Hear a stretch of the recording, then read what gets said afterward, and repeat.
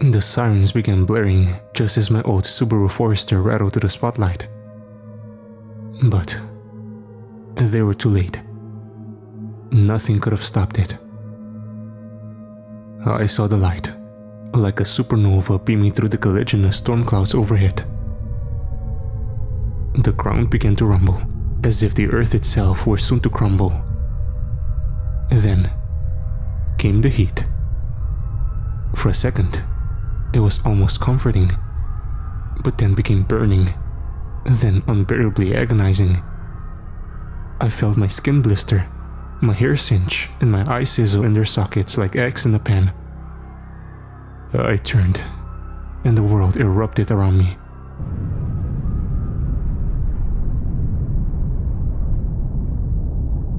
The next moment was a blur. A maelstrom of broken debris and shattered remains cascaded down upon and around me in a typhoon of glass and metal.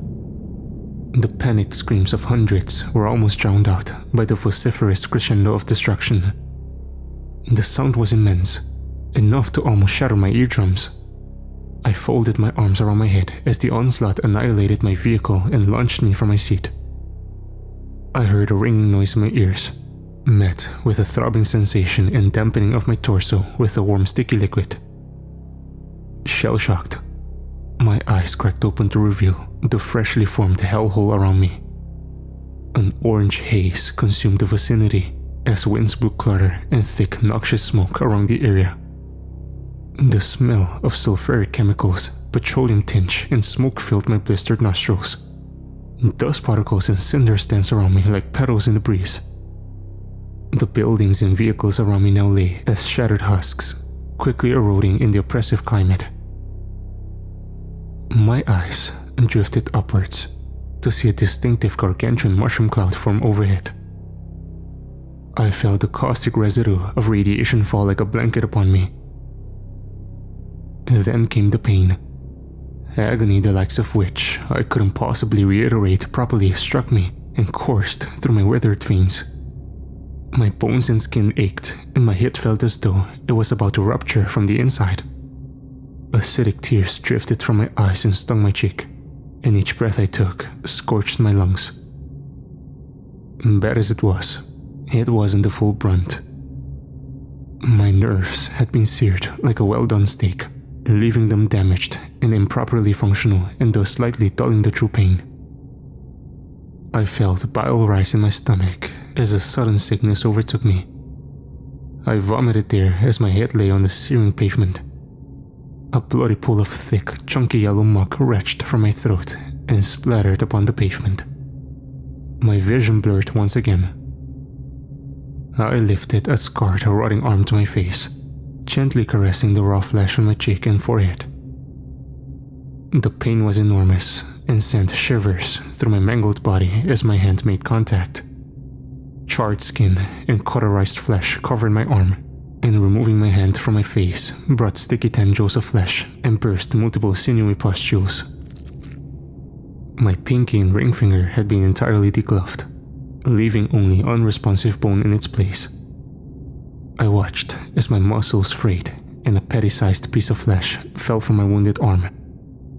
Another round of bile demanded freedom and spilled forth from my throat onto the crumbling pavement.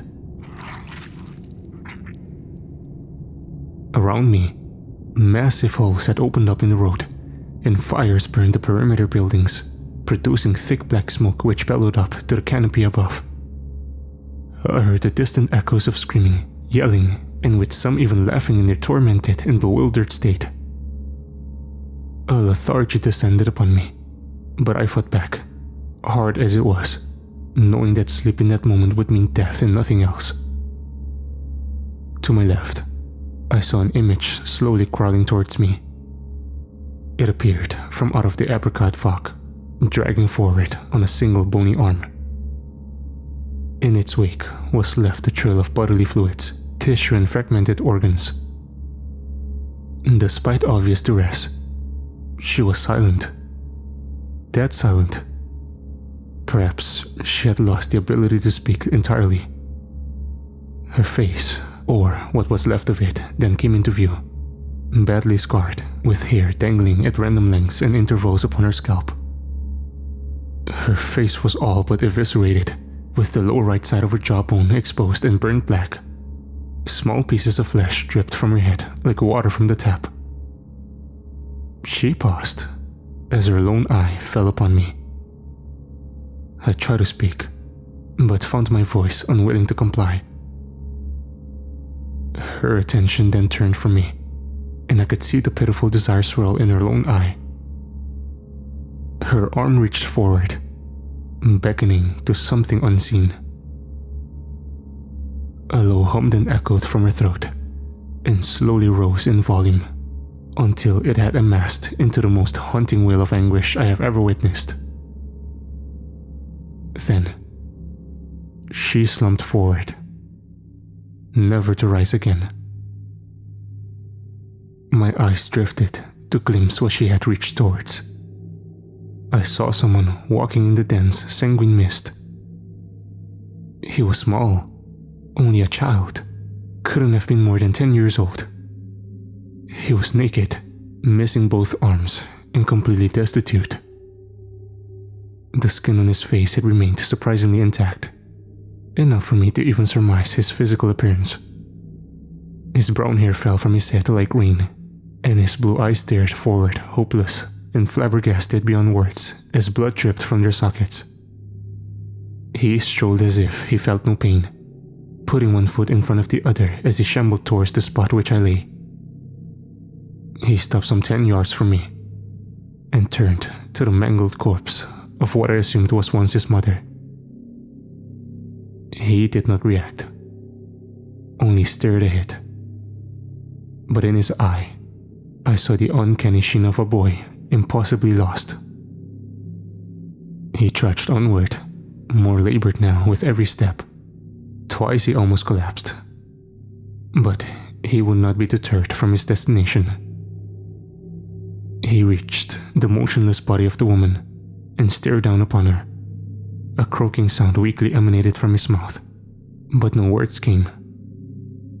He stared for a while, swaying and helpless. I could feel my eyes attempting to form tears, my heart ache for the poor lost boy, and my heavily chapped lips quiver. The boy collapsed to one knee as the weight of the world fell upon his shoulders. He gave a single last soulless cry and fell forward.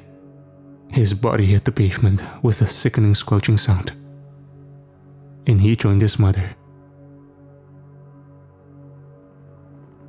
From somewhere unseen, the sounds of rotary blades and jet engines began like a mechanical orchestra. I heard the screams for help rise once again. Gurgled, desperate cries they were. The sirens played their trumpets once again, sounding more ominous now than ever before.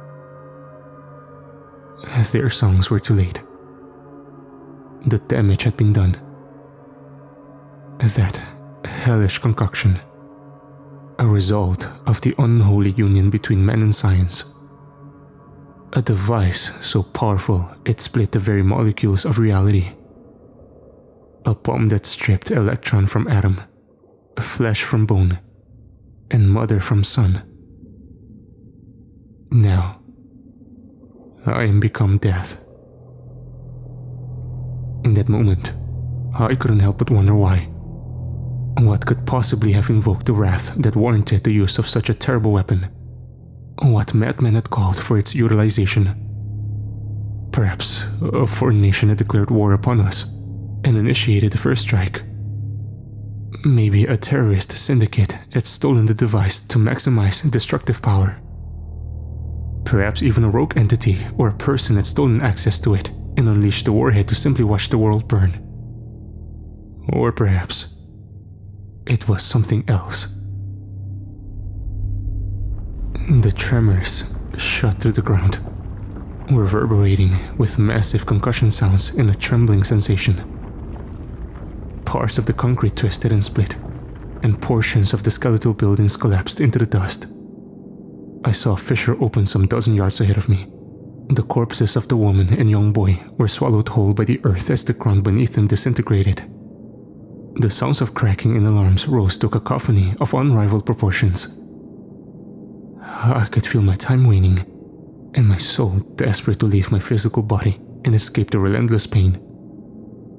I knew my time was short. The sickness returned to me, and I gagged as the stream of vomit gurgled upwards from my throat. It burned like napalm in my esophagus and tasted of copper and putrid slag. In the midst of the screams and sirens, a new noise cut through them. A low, guttural grumble of a noise it was, like boulders tumbling down the side of a mountain somewhere far off. The noise became so loud my eardrums again threatened to implode. I attempted to cover my ears, but my arms did not respond to the plea. The booming sound then leveled and lowered slightly in volume, changing pitch in the process as well. The sound was not like the others though. It wasn't the sound of explosions or earthquakes, but something else entirely. There was no denying that uncanny sound that could only have originated from a living thing. A roar. The buildings ahead of me crumbled and were suddenly catapulted upwards as something below from them burst forth. From beneath them emerged a wiggling monolithic object which ascended rapidly into the haze above. The thing was massive, at least several hundred feet. I saw the object loom over the desolate landscape like a twisted skyscraper, as at least 6 wiggling digits unfurled from its peak. Slowly, it teetered to and fro, basking in its newfound freedom. From the heavens above came a stream of molten lead that charged towards the object with a repetitive pitter-patter sound. The gunfire struck the thing hundreds of times from dozens of directions in a matter of seconds. The earth-trembling scream returned as the fleshy pillar flailed wildly about. Fragments of the pillar were fragmented by the barrage, spraying dust and rancid liquid from the object. One of the middle digits was completely severed and fell, landing soon after with a crunch on top of a minivan further down the road. The monstrous thing bellowed angrily as chunks of flesh and viscera rained down upon the area. The massive form then rapidly sunk into the ground and retreated from the onslaught. For a moment, things were silent.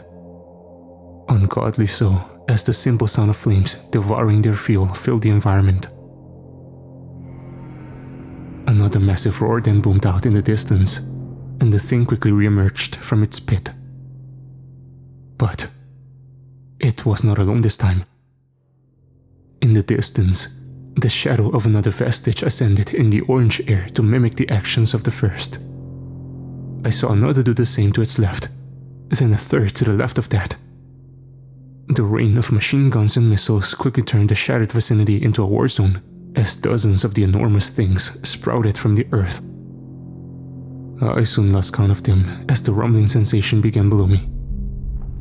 I felt the pavement behind my head give way, causing my head to dangle painfully backwards.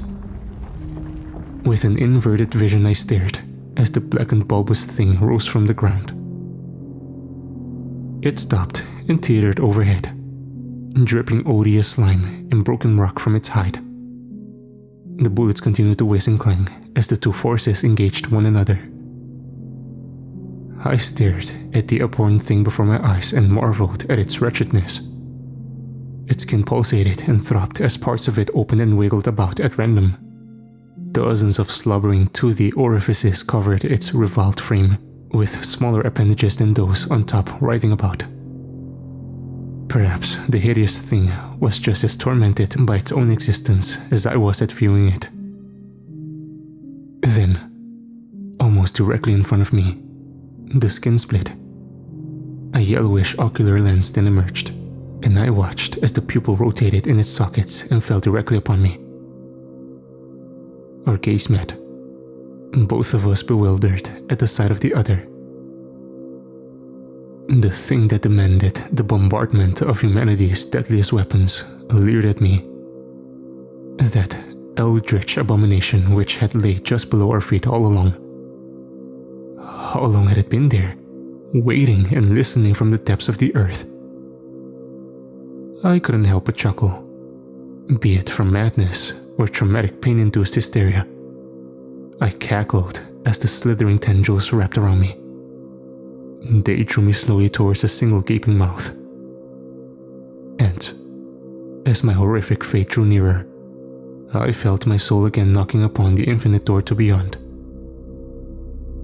But it was not to be. A stream of thunderous shots rang out as the hail of bullets returned. They pelted the monstrosity which held me and shredded through its height like paper.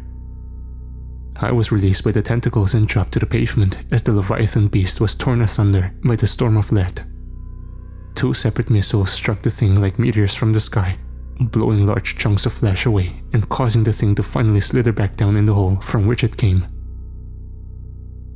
I felt a strong wind blow down upon me as the sounds of mechanical whirring grew nearer. My shredded clothing blew and whipped about as the torrent of air spiraled around me. I managed to just barely tilt my head, enough to see the Blackhawks descend downwards. From within, 4 separate figures dove and rappelled down the ropes that dangled from the chopper. They wore gas masks combined with a strange grey attire. One of them saw me as his feet touched down upon the mangled road. He yelled to the others, and they quickly approached me as my eroding mind attempted to rationalize what I was viewing. Within moments, they had moved me from my pavement sarcophagus and onto the gurney which dangled from ropes above. I was drawn upwards into the belly of the helicopter and strapped down as my saviors returned inside.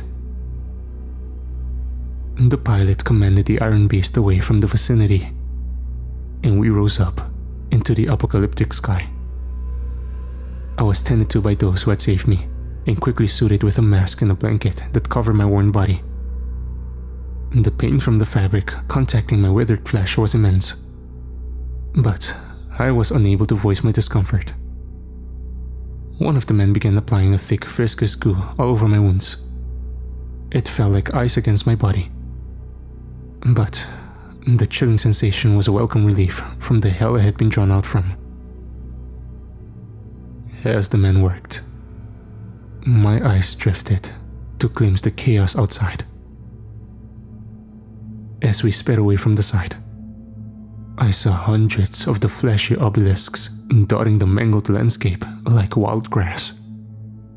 They flailed about as hundreds of machines, both air and land, moved in to challenge their uprising.